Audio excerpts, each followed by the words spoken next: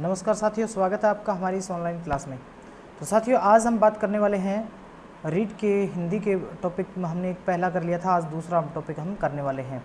तो रीड के मैं आपको पहले बता चुका हूं कि हम कम से कम समय में ज़्यादा से ज़्यादा करने की कोशिश करेंगे, ताकि आपका जो टाइम है वो दूसरे विषयों को भी आप प्रॉपर वो टाइम जो है दे सकें। तो आज का जो हमारा टॉपिक है उसमें हम क्या करेंगे, उसमें हमारा जो मेन टॉपिक रहेगा वो रहेगा हमारा संज्ञा प्रकरण। और दोस्तों, अगर आपने लैंग्वेज हिंदी और अंग्रेजी दोनों भर रखी है तो आपके लिए बहुत ही ज़्यादा इंपॉर्टेंट होने वाला है, क्योंकि यही चीज़ें जो हिंदी में चीज़ें होती हैं सेम टू सेम इंग्लिश की उसमें भी नाउन में भी यही होती हैं। और दोनों चीज़ें जो है वो मैं आपको बराबर करवाने वाला हूँ और आसानी से आप इसको समझ सकते हैं। तो बहुत ही इम्पोर्टेंट होने वाली है क्लास आज की, इसलिए आप इस क्लास को पूरा देखें और इस वीडियो को जो है उस कैसी लगी कमेंट करके हमें ज़रूर बताना लास्ट में, ठीक है। चलिए शुरू करते हैं। तो सबसे पहले संज्ञा की बात करें तो सबसे पहले तो संज्ञा होती क्या है, संज्ञा कहते किसे हैं। तो देखिए भाई, संज्ञा जो है वो कहते हैं सिर्फ नाम को, यानी नाम ही क्या है, नाम को ही संज्ञा कहते हैं। जैसे आपका नाम मान लीजिए मोहन है, तो मोहन क्या है, आपकी संज्ञा है। यानी कि संज्ञा की अगर बात करें तो इस संसार में जो भी वस्तुएं हैं, जो कुछ भी है इस संसार में, कुछ भी है और उस कुछ भी का जो भी नाम है, कुछ भी नाम है, किसी वस्तु है, स्थान है, व्यक्ति है, गुण दोष है, या फिर जो भी कहें कि अगर कोई चीज़ है और उसका कोई नाम है तो वो क्या है, उसकी संज्ञा है, ठीक है।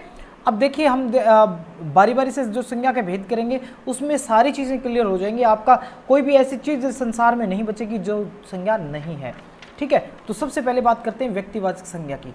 व्यक्तिवाचक संज्ञा जिसे क्या कहते हैं, अंग्रेजी में आप कहते हैं प्रॉपर नाउन, ठीक है। तो अगर आपका अंग्रेजी में पूछ ले कि प्रॉपर नाउन क्या है, तो व्यक्तिवाचक संज्ञा जो चीज़ें होंगी वही प्रॉपर नाउन होगी। व्यक्तिवाचक में क्या होता है, पहली खास बात यह है कि ये संज्ञा में जो भी चीज़ें आती हैं, जो नाम होते हैं, वो केवल और केवल अपने आप में यूनिक होते हैं, केवल एक ही होते हैं, या अपने आप में यूनिक होते हैं। यूनिक समझ रहे ना, कि वो अपने आप में अद्वितीय होते हैं, यानी कि ऐसा वो दूसरा नहीं होता। यानी अगर मान लीजिए किसी व्यक्ति का नाम है, व्यक्ति का नाम मान लीजिए राम है, तो वो राम हो सकता है किसी दूसरे व्यक्ति का नाम हो, लेकिन जिस राम की बात करें वो राम अपने आप में एक ही होगा, ठीक है। तो ऐसे व्यक्तिवाचक संज्ञा का मतलब यह है कि जिसमें किसी व्यक्ति का नाम होता है, वस्तु विशेष का नाम होता है, स्थान का नाम होता है, ठीक है। किसी व्यक्ति, वस्तु और स्थान, इन चीजों के नाम जो हैं वो क्या होते हैं, व्यक्तिवाचक संज्ञा में आते हैं, यानी जो अपने आप में ही एक हैं। अब व्यक्ति कोई भी है वो अपने आप में एक होता, हो सकता है कि सीता चार हो, लेकिन जो सीता जिसकी बात हम कर रहे हैं वो सीता अपने आप में एक है। मान लीजिए आपका नाम क्या है, आपका नाम रवि है, तो रवि हो सकते हैं रवि के नाम वाले दूसरे, लेकिन आप रवि हैं, ठीक है। तो इस तरीके से जो अपने आप में एक है वो क्या होता है, वो व्यक्तिवाचक संज्ञा होता है। दूसरी खास बात ये बताऊं कि व्यक्तिवाचक संज्ञा हमेशा ही एक वचन में प्रयोग किया जाता है। व्यक्तिवाचक संज्ञा आपको कहीं भी द्विवचन में, बहुवचन में नहीं मिलेगी, केवल एक वचन में ही व्यक्तिवाचक संज्ञा का प्रयोग किया जाता है। तो इस बात का ध्यान रखना, व्यक्तिवाचक संज्ञा हमेशा एक वचन में ही प्रयोग होती है। अब प्रॉपर नाउन की बात करें, प्रॉपर नाउन या व्यक्तिवाचक संज्ञा एक ही है जो अपने आप में केवल एक होते हैं, ठीक है। जो नाम अपने आप में एक है वो क्या है, वो व्यक्तिवाचक संज्ञा है। जैसे हमें कैसे पढ़ाते थे कि सभी नदियों के नाम, है ना, अरे भाई नदियों के नाम ऐसे बताने की जरूरत क्या है, नदियों के नाम। अब कह दिया गंगा, तो गंगा अपने आप में क्या है, एक ही है ना, गंगा दूसरी तो नहीं है। यमुना दूसरी तो नहीं है ना। हिमालय, पर्वतों के नाम, जैसे हिमालय तो अपने आप में एक है। तो जो चीज अपने आप में एक है, जो चीज अपने आप में यूनिक है, उसको हम क्या कहते हैं, प्रॉपर नाउन या व्यक्तिवाचक संज्ञा कहते हैं, ठीक है। अब देखिए, आप कोई भी उदाहरण लीजिए, जैसे एक अखबार है दैनिक भास्कर, ठीक है, दैनिक भास्कर, तो क्या ये 15-20 अलग अलग हैं क्या? दैनिक भास्कर का मतलब क्या है, दैनिक भास्कर एक ही अखबार है और वो उसका नाम दैनिक भास्कर है, ठीक है। तो ये क्या है, ये एक प्रकार से क्या है, व्यक्तिवाचक संज्ञा है। यानी ये जो एक न्यूज़पेपर है लेकिन अपने आप में क्या है, ये कहें कि दैनिक जागरण, तो ये क्या है, अपने आप में एक है। राजस्थान पत्रिका, तो ये क्या अपने आप में एक है। जो चीज़ अपने आप में एक है उसको हम क्या कहते हैं, उसको हम व्यक्तिवाचक संज्ञा कहते हैं, ठीक है। अब अगर बात करें कि रणथंभौर का जो किला है, तो रणथंभौर के किले कोई 15-20 थोड़े हैं, रणथंभौर जो है वो एक ही है, ठीक है। तो रणथंभौर का किला है वो एक हो गया, ठीक है। इसी तरीके से राजस्थान कितने, अरे राजस्थान तो एक ही है। यानी कि जो स्थान के नाम होते हैं ना, व्यक्ति के नाम, स्थान के नाम, ये क्या कहलाते हैं? ये व्यक्तिवाचक संज्ञा कहलाते हैं। दूसरा यहां मैंने बीच में एक और दिया है, विशेष वस्तु। विशेष वस्तु, विशेष वस्तु का अर्थ क्या है? ऐसी वस्तु जो अपने आप में अलग हो। जैसे ये होता ना सोना, सोना मैं उस धातु की बात कर रही हूं, सोना जो गोल्ड होता है धातु, तो ये क्या धातु वैसे देखें तो द्रव्यवाचक संज्ञा होती है, ठीक है। लेकिन अगर ये वाक्य में प्रयोग कर दिया कि जो सोना मेरे घर में पड़ा है, जो सोना मेरे घर में है, घर में रखा है, वह 24 कैरेट का है या 22 कैरेट का, जो भी है, ठीक है। तो देखिए यहां पर क्या है, जो सोना मेरे घर में है, तो यहां पर ये सोना जो है ना वो एक द्रव्यवाचक संज्ञा ना होकर के क्या बन जाएगा? यहां एक व्यक्तिवाचक संज्ञा बन जाएगा। क्यों? क्योंकि ये सोना विशेष है। कौन सा सोना? सोना तो होते सोने के अंदर तो सारे आ गए, ठीक है, लेकिन ये सोना विशेष है क्योंकि ये मेरे घर में जो पड़ा है उस सोने की बात कर रहा हूं और ये यूनिक है, इसलिए ये क्या है? व्यक्तिवाचक संज्ञा होगा, ठीक है। तो इस तरीके से जो वस्तु विशेष होती है वो क्या होती है? व्यक्तिवाचक संज्ञा होती है। इसके अलावा दूसरा देखें, जैसे कामधेनु,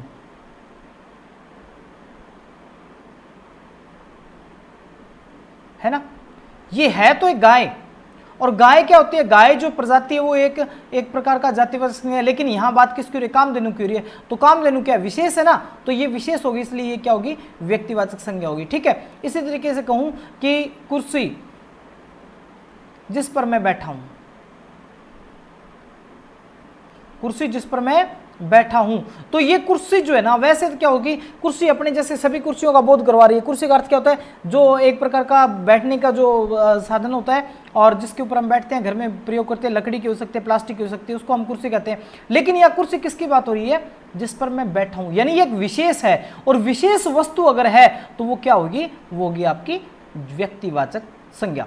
तो इस प्रकार से आप समझ सकते हैं कि यहां से जो क्वेश्चन आएंगे वो आपके वाक्य में प्रयोग किए होंगे, और उसमें से आपको कंफ्यूज करने के लिए ऐसा दे सकते हैं कि कुर्सी जिस पर मैं बैठा हूं वह बहुत अनमोल है, वह 2000 रुपये में मैंने खरीदी थी। इस प्रकार का अगर वाक्य आ गया और उसमें ये आपसे पूछ लिया कि कुर्सी में कौन सी संज्ञा है, तो फिर आपको वहां पर सोचना पड़ेगा कि कौन सी कुर्सी की बात हो रही है। एक तो सामान्य जो कुर्सी हो रही है उसकी बात हो रही है, या फिर ये कोई विशेष है। तो जिस पर मैं बैठा हूं तो वो अपने आप में एक है, यूनिक है, इसलिए वो कुर्सी कौन सी है? वो व्यक्तिवाचक संज्ञा है, ठीक है। इस बात का हमने ध्यान रखना है। इसके अलावा देखें, स्थान के नाम जो भी हैं, स्थान के नाम जो भी हैं, वो स्थान के नाम जो है वो अपने आप में अगर एक हैं तो वो क्या होगा? वो व्यक्तिवाचक संज्ञा होगा। जैसे कहें बस स्टैंड, तो बस स्टैंड एक ही होता है क्या? नहीं भाई, बस स्टैंड तो हर एक गांव में होते हैं, तो इसलिए स्थान तो है ये, लेकिन ये बस स्टैंड जो है ना, इसका हम ये नहीं कहेंगे कि ये व्यक्तिवाचक है, लेकिन ये कहते हैं कि बस स्टैंड जयपुर या मुख्य बस स्टैंड जयपुर, तो फिर क्या हुआ? ये अपने आप में एक है, तो फिर ये बस स्टैंड जयपुर की बात करें तो फिर ये व्यक्तिवाचक संज्ञा है, लेकिन सीधा बस स्टैंड की बात करें तो ये जातिवाचक संज्ञा है। इस बात का हमने ध्यान रखना। और ज्यादातर एक ध्यान रखना, रीट के अंदर जो एग्जाम में क्वेश्चन आते हैं वो लगभग इसी प्रकार से व्याकरण के खासकर प्रश्न देखेंगे तो आपके इस तरीके से वाक्य में प्रयोग किए हुए मिलेंगे। जैसे पिछला जो था रीट 2018 वाला लेवल 2 के अंदर जो है उसमें एक प्रश्न आया था समास से संबंधित। समास में उसमें क्या था? वह स्थान जहां चार रास्ते मिलते हैं। यहां एक शब्द दिया था एकाधिक। एकाधिक वह स्थान जहां चार रास्ते मिलते हैं, उसके लिए अब क्या था? चौराहा, और एक था चौराहे। अब देखिए यहां से इसमें आप क्या करेंगे? वह स्थान जहां चार रास्ते मिलते हैं नॉर्मली क्या कहते हैं? चौराहे, लेकिन यहां इसने एक शब्द प्रयोग कर दिया एकाधिक वह स्थान जहां चार रास्ते मिलते हैं, तो एक से अधिक के जहां चार रास्ते मिलते हैं तो वो क्या हो गए? कई हो गए ना, एक से अधिक है तो वो क्या है? चौराहे हैं, चौराहा नहीं है। इस तरीके के क्वेश्चन वहां एग्जाम में पूछता है एग्जामिनर, यही जांच करने के लिए कि जो स्टूडेंट है उसने कितना अच्छे से इस क्वेश्चन को पढ़ा है और वो इसके बारे में इसके जो शब्द हैं उन शब्दों के हेरफेर को कितना समझ पाता है। इस उद्देश्य से इस पर्पज के साथ इस तरह के क्वेश्चन एग्जाम में डाले जाते हैं। तो आपने इस तरीके की चीजें ध्यान रखनी है कि अगर वाक्य में प्रयोग किया है तो फिर वो उसमें कौन सी संज्ञा है। ठीक है, चलिए आगे बढ़ते हैं। दूसरा भाग अगर देखें तो जातिवाचक संज्ञा आता है। कौन सा है? जातिवाचक संज्ञा। और जातिवाचक संज्ञा में क्या होता है? जाति में ऐसी वस्तु जो अपनी पूरी जाति यानी वो अपनी संपूर्ण जाति का बोध करवाए, उसे हम क्या कहते हैं? उसे जातिवाचक संज्ञा कहते हैं। जो संपूर्ण जाति का बोध कराए। संपूर्ण जाति का मतलब है जो अपने जैसे, जाति का मतलब है अपने जैसे बहुत सारों का जो है बोध करवाए, उसको हम जातिवाचक कहते हैं। जैसे गाय शब्द है, गाय शब्द क्या है? गाय का अर्थ क्या समझेंगे? कौन सी गाय? अरे भाई गायों से गौशाला में भरी पड़ी है तो वो सभी गाय हैं। ठीक है, जिसके एक पूंछ है, दो सिंग है, चार थन है और एक जो लांगुलम जिसको कहते हैं, ठीक है, वो है जिसको हम देसी में थुई कहते हैं। वो सारी चीजें ये किसकी पहचान है? एक गाय की पहचान है। तो ये गाय शब्द से क्या होगा कि वो सभी प्रकार की गाय का बोध कराएगी। जैसे घोड़ा, तो घोड़े, कौन सा घोड़ा? सभी घोड़े। लेकिन अगर चेतक की बात आ जाती कि चेतक घोड़ा, तो चेतक तो अपने आप में एक था, तो चेतक तो कौन सा होता है? व्यक्तिवाचक संज्ञा होता है। लेकिन अगर सीधा बात करें घोड़ा, तो घोड़ा कौन सा होगा? वो जातिवाचक होगा, क्योंकि वो अपनी जैसे संपूर्ण जाति का बोध करवा रहा है। ठीक है, इसके बाद में देखिए, चलिए इसके बाद में क्या होता है? अगला आता आपका, इसी का एक उपभेद है समूहवाचक संज्ञा। क्या है? समूहवाचक संज्ञा, यानी कि ऐसी वस्तुएं जो पूरे समूह के बारे में बताए, एक पूरे ग्रुप के बारे में बताए, उसको हम क्या कहते हैं? समूहवाचक संज्ञा कहते हैं। यानी जिससे एक ग्रुप का ज्ञान हो। जैसे क्या होता है? कक्षा क्या है? कक्षा को हम क्या कहते हैं? क्लास अंग्रेजी में कहते हैं। तो क्लास और कक्षा दोनों एक ही चीज है। कक्षा कौन सी संज्ञा है? तो कक्षा में क्या होते हैं? बहुत सारे क्या है? स्टूडेंट हैं उसमें और एक टीचर है, यानी कि पूरे इस तरीके का इस समूह का बोध करवाता है, वो क्या है? कक्षा है। ठीक है, यानी ऐसी चीजें जो पूरे समूह का, जैसे भीड़ है, भीड़ में क्या होते हैं? जिसमें भीड़ में बहुत सारे लोग होते हैं उसको भीड़ कहते हैं। तो भीड़ भी क्या है? कि समूहवाचक संज्ञा है। तो जो जातिवाचक होता है इसको क्या कहते हैं? कॉमन नाउन कहते हैं। क्या कहते हैं इसको? कॉमन नाउन कहते हैं। ये जो आपकी व्यक्तिवाचक है इसको क्या कहते हैं? प्रॉपर नाउन, और जातिवाचक को कॉमन नाउन। ठीक है, और कॉमन नाउन के अंदर एक भेद, यानी कि अंग्रेजी में तो ये अलग होंगे, हिंदी में जातिवाचक का ही भेद बताया समूहवाचक को, और अंग्रेजी में अगर आप करें तो उसको कहते हैं कलेक्टिव नाउन। कलेक्टिव नाउन, ठीक है, यानी कलेक्शन करना समूह का। ठीक है, तो ये, तो इसमें अगर आप देखेंगे तो जो समूहवाचक संज्ञा है, समूहवाचक में क्या होता है? पूरे समूह का जो बोध करवाए, पूरे एक जो ग्रुप का बोध करवाए, उसे हम क्या कहते हैं? समूहवाचक कहते हैं। अब देखिए क्या होता है, अगर अंग्रेजी की बात करें तो फ्लीट, फ्लीट शब्द क्या है? फ्लीट का अर्थ क्या होता है? जिसको हम अंग्रेजी में कहते हैं बेड़ा। यानी बेड़ा जो है वो समुद्री जहाजें जो होती हैं, समुद्री जहाजें 1000 समुद्री जहाजों से जो है वो एक बेड़ा बनता है। तो बेड़ा क्या है? बेड़ा पूरे एक जहाजों के समूह को, 1000 जहाजों के समूह को बताता है, यानी कि वो बेड़ा है जिसको अंग्रेजी में फ्लीट कहते हैं। ठीक है, इसी तरीके से अगर बात करें तो झुंड क्या है? झुंड जो पशु होते हैं ना, जैसे ऊंट है, ऊंटों के जो एक समूह होता है उसको हम क्या कहते हैं? झुंड कहते हैं। ठीक है, इसी तरीके से रेवड़ होता है। रेवड़ का क्या मतलब है? कि जो मवेशियों का समूह होता है उसको हम क्या कहते हैं? रेवड़ कहते हैं। ठीक है, तो ये इस तरीके से आप पूछ रहे हो रेवड़ क्या है, झुंड की क्या कौन सी संज्ञा है, जो बेड़ा है वो कौन सी संज्ञा है, कक्षा है वो कौन सी संज्ञा है, ठीक है, भीड़ है वो कौन सी संज्ञा है। तो इस तरीके से ये चीजें आपसे एग्जाम में पूछ लेता है, तो आपको पता होनी चाहिए कि ये एक पूरे समूह का बोध करवा रहा है, इसलिए ये क्या है? एक समूहवाचक संज्ञा है जिसको हम अंग्रेजी में क्या कहते हैं? कलेक्टिव नाउन कहते हैं। इसके बाद में द्रव्यवाचक, द्रव्यवाचक जिसको हम अंग्रेजी में क्या कहते हैं? मटेरियल नाउन कहते हैं। ठीक है, मटेरियल नाउन जिसको हम कहते हैं द्रव्यवाचक संज्ञा। मटेरियल का अर्थ क्या होता है? द्रव्य। अब द्रव्य क्या होता है? द्रव्य की परिभाषा क्या है? द्रव्य होता है वह चीज जिससे किसी दूसरी चीज का निर्माण हो सके। कोई भी ऐसी वस्तु जिससे दूसरी चीज बन सकती हो वो क्या कहलाता है? द्रव्य या मटेरियल कहलाता है। अब मटेरियल समझ लीजिए, मटेरियल को समझेंगे तो आसानी होगी। मटेरियल का अर्थ क्या होता है? एक नाम सुनते हैं हम, बिल्डिंग मटेरियल, है ना, बिल्डिंग मटेरियल। तो बिल्डिंग में मटेरियल क्या लगता है? सामग्री। क्या क्या लगती है? मटेरियल को सामग्री कहते हैं। कौन कौन सी सामग्री लगती है? जैसे ईंटें हैं, ठीक है, इसके अलावा सरिया है, ठीक है, इसके अलावा जो सीमेंट है वो लगती है, कंक्रीट जो होता है, बजरी जिसको कहते हैं वो लगती है, यानी कि बहुत सारा मटेरियल लगता है, बहुत सारी सामग्री लगती है। तो ये जो चीज़ें क्या थी, ईंट, सरिया ये ये कंक्रीट वगैरह, ये सारी चीज़ें मिलकर के क्या बना, ये जो है एक बिल्डिंग बनी। ठीक है, तो ये जो चीज़ें थी, इन चीज़ों से क्या हुआ, दूसरी चीज़ का निर्माण हो गया।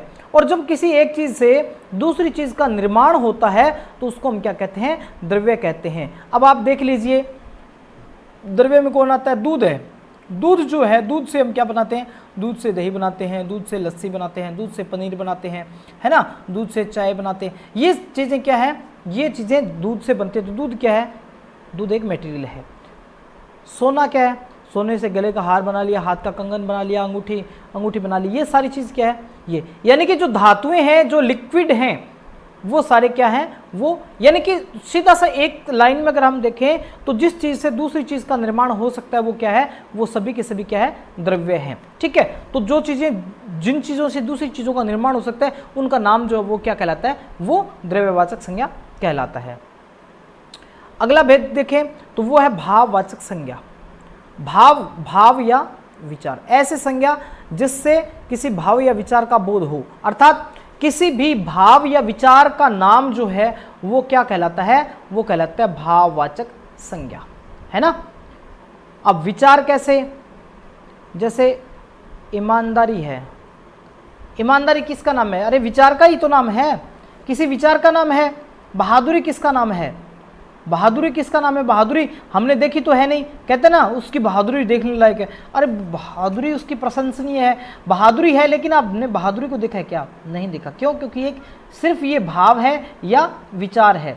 तो भाव या विचार के नाम को हम क्या कहते हैं, ईमानदारी, उसको हम क्या कहते हैं, भाववाचक संज्ञा कहते हैं। ठीक है, तो भाववाचक संज्ञा क्या होती है, किसी भी भाव या विचार का नाम। अब भाव या विचार का अर्थ है जिसको ना तो हम छू सकते हैं, ठीक है, छू नहीं सकते, जिसको देख हम नहीं सकते, जिसको देख भी नहीं सकते, केवल क्या कर सकते हैं, केवल महसूस जिसको कर सकते हैं वो क्या है, जिसको केवल महसूस कर सकते हैं वो क्या है, वो भाववाचक संज्ञा है। ठीक है, तो ये भाववाचक संज्ञाएं जो है वो अलग अलग जो है वो दूसरी संज्ञाओं से भी बनती हैं, दूसरी चीज़ें उनसे भी बनती है। कैसे बनती हैं, तो भाववाचक संज्ञा जो है वो जातिवाचक संज्ञा से, सबसे पहले देख लेते हैं जातिवाचक संज्ञा से कैसे बनती है। जातिवाचक संज्ञा से भी भाववाचक संज्ञा बन जाती है। जैसे मित्र है, मित्र जिसको हम दोस्त कहते हैं, फ्रेंड, तो वो क्या है, तो दोस्त तो बहुत सारे होते हैं, दोस्त का अर्थ है सभी प्रकार के दोस्त आ जाते हैं। ठीक है, लेकिन इसके साथ अगर ता लगा दिया हमने तो ये क्या बन गई, मित्रता। मित्रता क्या होती है, केवल महसूस की जाती है। तो ये क्या है, एक भाव या विचार का नाम है, भाव या विचार का नाम है, इसलिए ये क्या है, एक मित्र जो है वो जातिवाचक संज्ञा से बनने वाली भाववाचक संज्ञा है। क्या है, जातिवाचक से बनने वाली भाववाचक संज्ञा क्या है, मित्रता है। ऐसे ही लड़का, लड़का क्या है, लड़का एक जातिवाचक संज्ञा है। जैसे लड़का और लड़के से क्या बनेगा, लड़कपन, लड़कपन बन गया। ठीक है, इसी प्रकार से भक्त क्या है, भक्त एक जातिवाचक संज्ञा है, क्योंकि जो भी किसी की पूजा आराधना करते हैं वो उनके भक्त कहलाते हैं। और भक्त जो है वो भक्त से क्या बनेगी, भक्त से भाववाचक संज्ञा क्या बनेगी, भक्ति। ठीक है, तो ऐसे प्रत्यय जोड़ करके भी जातिवाचक संज्ञा से भाववाचक संज्ञा बन सकती है। ठीक है, ये तो था इससे, किससे, जातिवाचक संज्ञा से। अब इसके बाद अगर देखें, इसके बाद हम देखें तो सर्वनाम से भी बनती है, सर्वनाम से भी जातिवाचक संज्ञा बनती है। जैसे क्या होता है जैसे अपना, जैसे अपना है, अपना शब्द, और अपना से क्या बनेगा, अपना से ये बन जाएगा अपनत्व या अपनापन। ठीक है, अपनत्व या अपनापन। तो ये अपनत्व क्या है, त्व जो है वो एक सर्वनाम है, उस सर्वनाम से क्या बन गया, ये अपना जो है वो एक सर्वनाम है, उसके साथ जो त्व प्रत्यय लग गया तो इसलिए क्या बन गया, ये एक भाववाचक संज्ञा बन गई। ठीक है, इसी तरीके से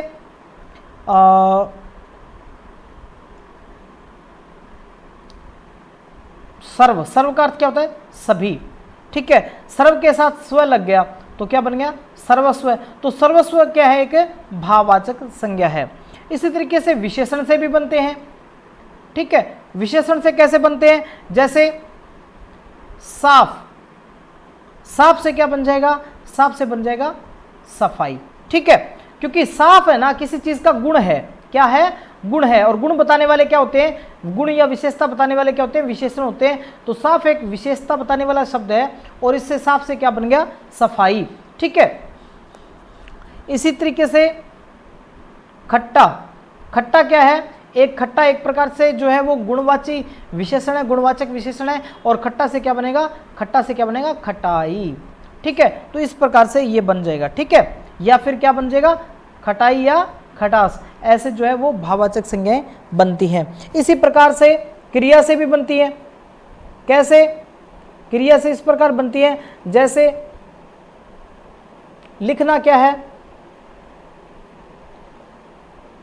लिखना, लिखना क्या है, एक प्रकार की क्रिया है, और लिखना से क्या बनेगा, लिखना से भाववाचक संज्ञा बनेगी लिखाई। तो एग्जाम में क्वेश्चन कैसे पूछते हैं, एग्जाम में क्वेश्चन पूछते हैं लिखाई शब्द जो है ये भाववाचक संज्ञा है, ये किससे बनी है, जो है ये जातिवाचक संज्ञा से, व्यक्तिवाचक संज्ञा से, समूहवाचक संज्ञा से, किससे बनी है, तो आपको पता होना चाहिए। या फिर ये क्रिया से बनी है या विशेषण से बनी है, किससे बनी है, तो लिखाई जो है वो किससे बनी है, लिखना से, और लिखना क्या है, एक प्रकार की क्रिया है, तो ये क्रिया से बनने वाली भाववाचक संज्ञा है। तो इस प्रकार से आपके एग्जाम में क्वेश्चन पूछे जाते हैं संज्ञा से रिलेटेड, किस प्रकार की कौन सी संज्ञा है, ठीक है।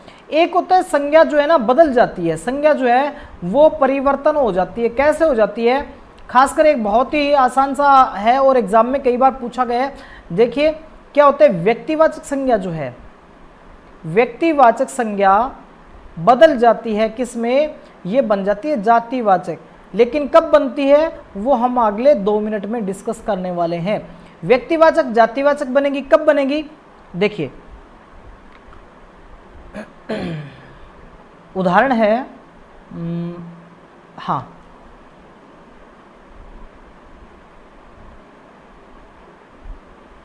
कालिदास, सॉरी मैं इसको मिटा देता हूँ, थोड़ा सा ये टेढ़ा लिखा जा रहा है, हाँ तो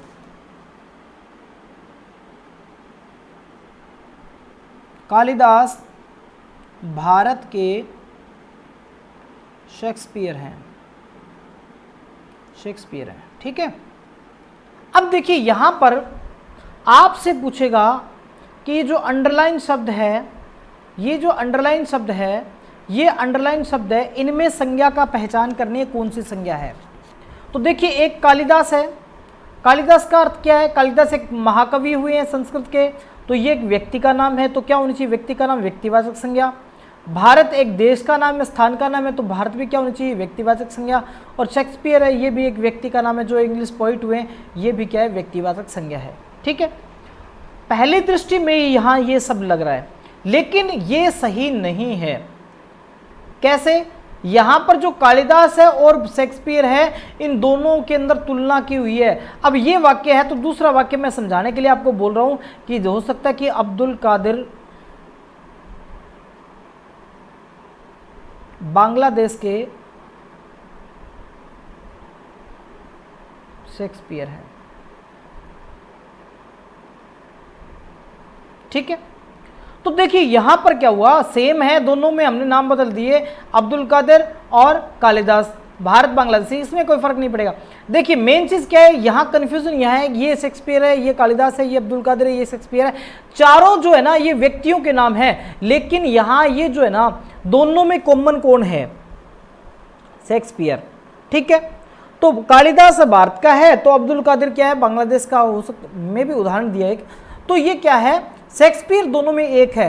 तो शेक्सपियर यहां पर जो है वो व्यक्तिवाचक संज्ञा नहीं है, ये शेक्सपियर जो है वो व्यक्तिवाचक संज्ञा नहीं है। क्यों, क्योंकि ये हो सकता है कि भारत का कालिदास जो भारत का शेक्सपियर है, अब्दुल कादिर जो है वो पाकिस्तान बांग्लादेश का है, अब्दुल रहीम जो है वो पाकिस्तान का शेक्सपियर है। लेकिन यहाँ क्या था, शेक्सपियर जो है वो सभी में क्या है, कॉमन है।